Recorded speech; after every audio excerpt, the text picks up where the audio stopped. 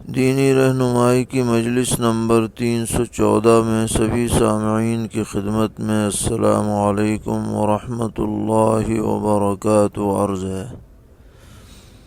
آج کی مجلس کا پہلا سوال یہ ہے کہ گزشتہ دنوں احمد آباد میں ہوائی جہاز کا حادثہ پیش آیا۔ اس کے مسافروں میں متعدد مسلمان بھی شہید ہوئے، مگر انتقال کرنے والے اس قدر جل گئے تھے کہ ڈی این اے ٹیسٹ کے بغیر شناخت ممکن نہ تھی۔ تو ہمارا سوال یہ ہے کہ اس طرح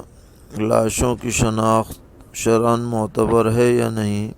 اور ایسے انتقال کرنے والوں کی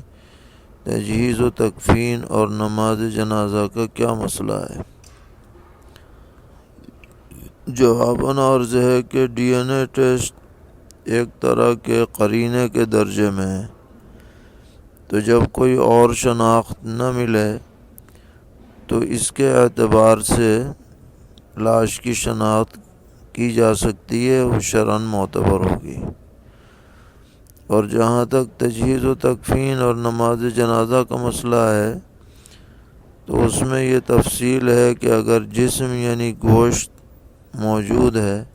اس کا اکثر حصہ، تو اس کی باقاعدہ تجہیز و تکفین، غسل، نماز جنازہ ادا کی جائے گی۔